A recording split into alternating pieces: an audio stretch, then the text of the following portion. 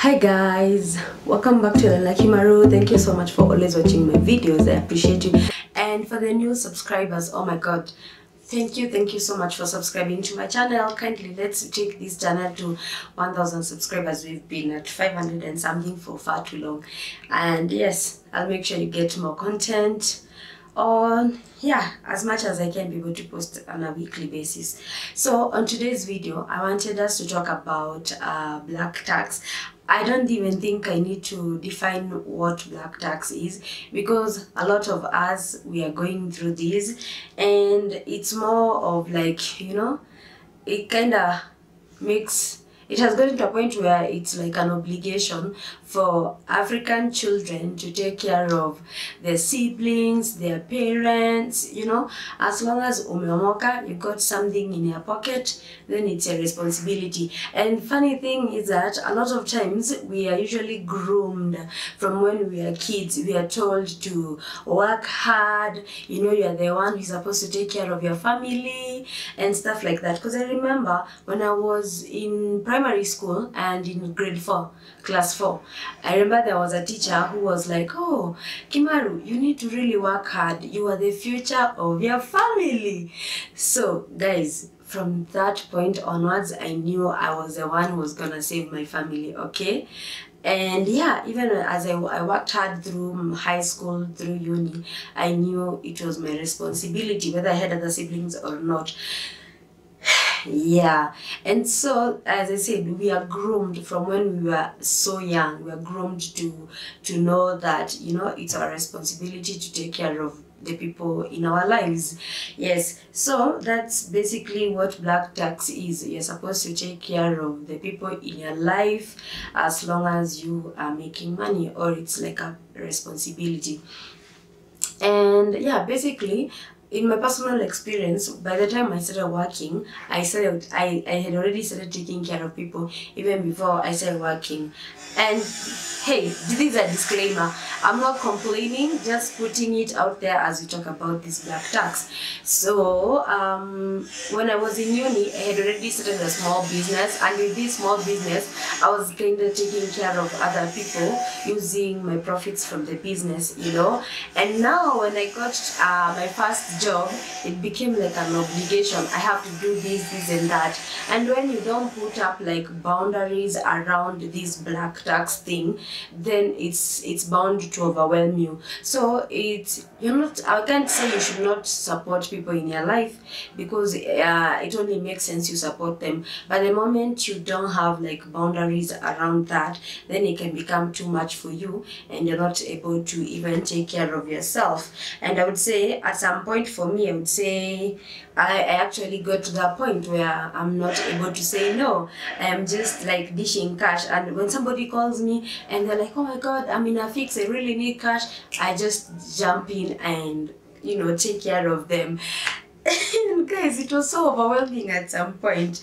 Yeah. So how do you even say no when somebody is so genuine and you feel like, oh my god, if I don't give it to them, things are gonna escalate for them, things are gonna look so bad.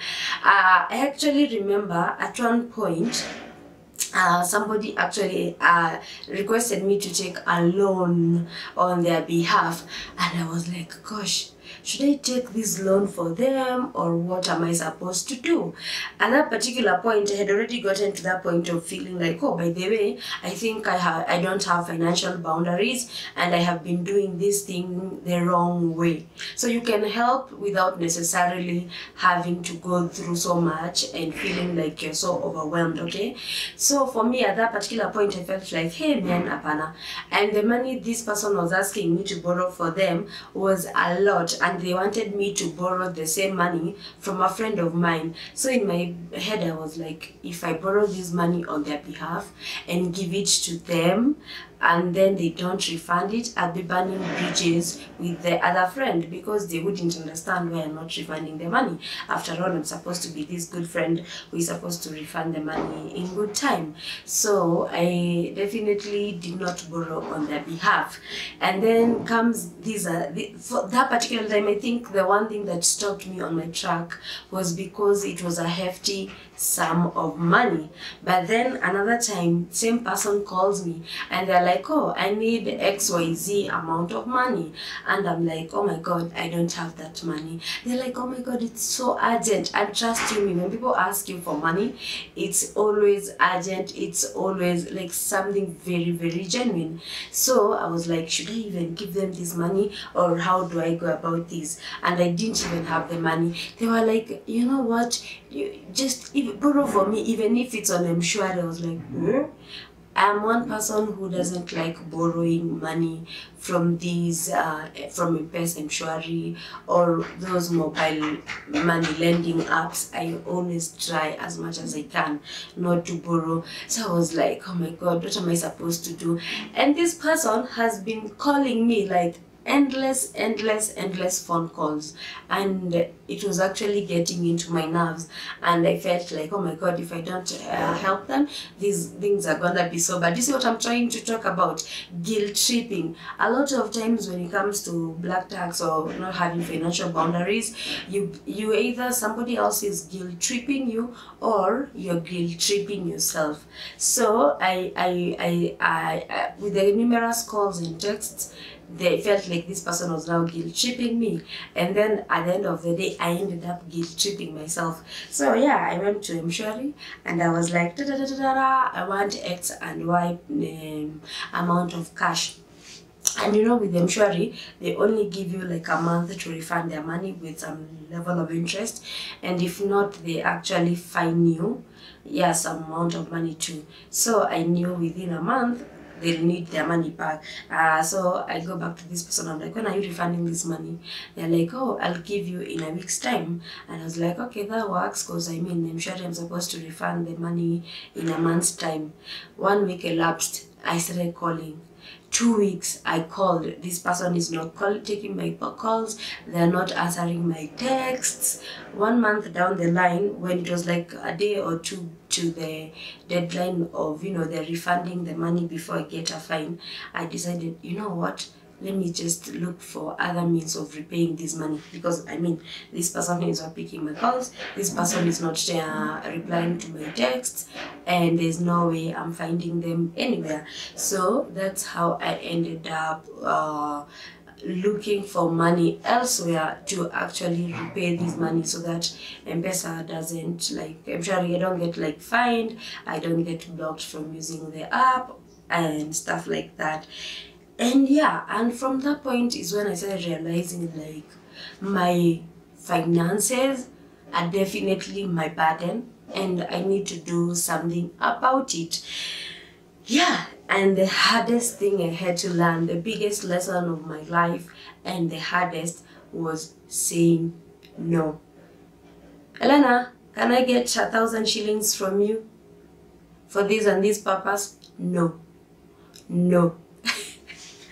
Guys, saying no when you're dealing with financial boundaries or even this black tax thing, saying no is the hardest, because as I said, you're groomed from when you are a very young kid to believe that you're supposed to be someone else's savior, to believe that you're supposed to fit in, you know, to, how do you call it, to actually, you know, to take care of people. I have forgotten the word I wanted to use. So you are groomed to believe it's a personal responsibility to take care of your parents, to take care of your siblings, to pay their rent, to pay for their food, and everything in between.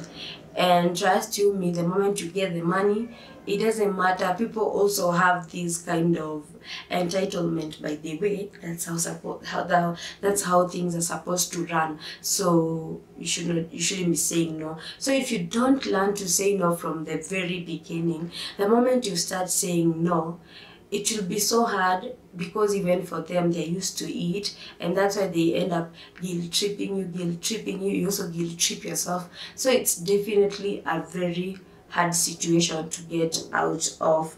But anyway, how do you deal with something like this? For me, I would say from a personal experience, I learned that at the end of the day, my finances are my responsibility, and at the end of the day I have the power to say no. After all, there's no one who is like pointing a gun on your head and they're like, hey, I want this money. I know it's more of emotional. So first you have to detach. Money and emotions don't go along. Don't attach those two. Just use your brains, don't use your heart to deal with the issue of black tax. Okay. And then another thing, of course, there's saying no, there's detaching emotions, and also don't take loans for people. If you don't have it, don't give it to them.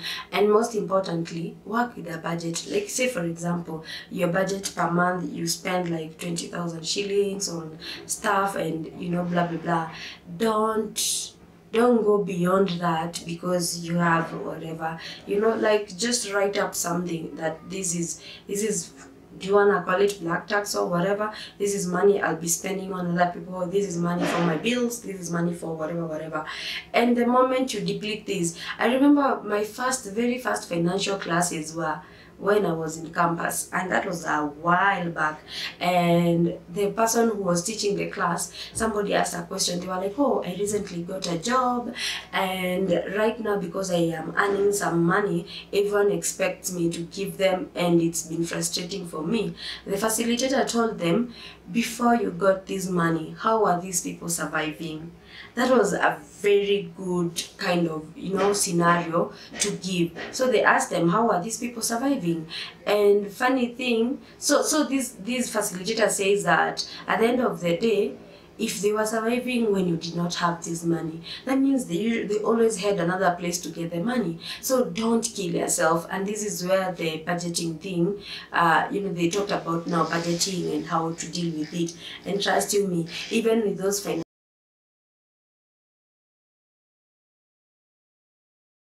classes, and because I had them even before I got to make my own money, I still didn't utilize them. So trust you me, what I'm saying is it's easier said than done. So learning to say no is definitely a habit. It's a habit you have to develop. You see, the same way we learn new skills or new languages or stuff like that.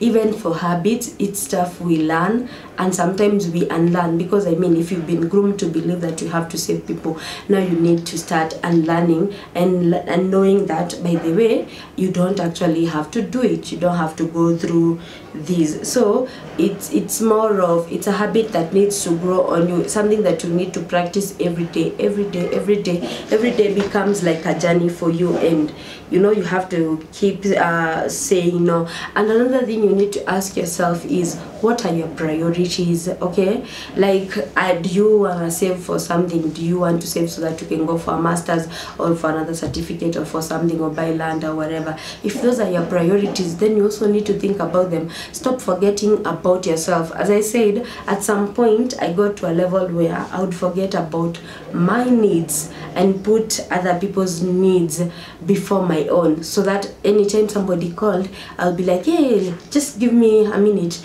and I'll get them the money. If it was that I didn't have money in my M-Pesa, and funny thing, I always used to have money in my M-Pesa, and if I didn't have the money, I'll be like, but when do you need it? If it's by evening, I'll get out of the house, because I used to work from home, and go get an agent, withdraw the money for them, and give it to them. And that was super frustrating, because sometimes I'll actually go and withdraw my savings which I had put in a current account. Again, also sometimes try to put your savings in a place you're not able to actually access them, because the more you access them, the more it's, especially if you've not learned how to say no, if they're easily accessible to you, you're more likely to be like, yeah, don't worry, I'll take care of you, and trust me, you will take care of them. And then another thing you can do also, so that you can be able to deal with these financial boundaries and burdens, is that you need to empower the people in your life. You could empower them with skills, pay for them a skill or something, so that they can learn, so that they can also start taking care of themselves, and know that money doesn't grow on trees. You actually have to work hard for it. Yeah, so empower them with something. And another thing, especially empower them with something like financial literacy. It's very important. Even if you're giving them money, For example, how are they spending it? Because I have seen friends of mine who either they're taking care of other people in their lives, and these people end up taking advantage of them because they feel like, oh, kumbe they have that much money, they have a lot. If I asked them for 5,000 and they gave me, how much more do they actually have that they have not given out? That means we can keep milking them. So they end up misusing the money you gave them, and again they still come back to you and tell you, oh, you know, the money is down, I don't know what to do. You know, you can't keep up with that. Trust you me, you're gonna break down, especially emotionally, and you're gonna be like, you know, I'm done. And yes, also have boundaries with people. If you say no, it's a no. If I already give you money, like for example at the beginning of the month, and that was how my budget looked like, I'm not gonna give you this, and you know, at mid-month. Why I wanted to say center, you know, I'm not gonna give you mid-month, okay? Or I'm not gonna give you, you know, some other time because I don't have it. I already gave it to you. So have boundaries around your money. Safeguard it. It's yours. You know how you've been working hard and struggling and stuff like that, okay? And above all, prioritize yourself. You come first. It's up to you, and trust you me, if you went broke today, you know, always ask yourself, if today you went broke and you really needed help, would these same people come to rescue you? Which is why, for example, when it comes to your savings, always prioritize your savings even before like you start dishing out money to everyone else. Because if these same people, you're going through a crisis, would you be able to be like, hey, by the way, I need money to pay my rent? Or would they be the ones who would be like, hey, what did she do with her money? She cannot even be able to pay her rent, and they forget that you had already like probably come through for them. So those are things you should probably practice. And for me, trust you me, and I'm not lying, they have worked for me. I really went through a rough time, and for me to get there, it took me a while, but trust me, it was worthwhile. Hey, learning, relearning, and learning whatever. It was the most hectic phase of my life, but I think I'm so grateful for those, you know, for those lessons, because if I didn't learn at that particular point, I would still be making bad financial decisions for myself. So do I still help people? Yes, I do, but I have boundaries. I know when to say no, and I know, you know, when to cut people off if it's necessary. So I hope this video was insightful for you. Until the next one, bye. Hey, and if you've not subscribed, please subscribe. It's definitely free. I appreciate you all. Thank you.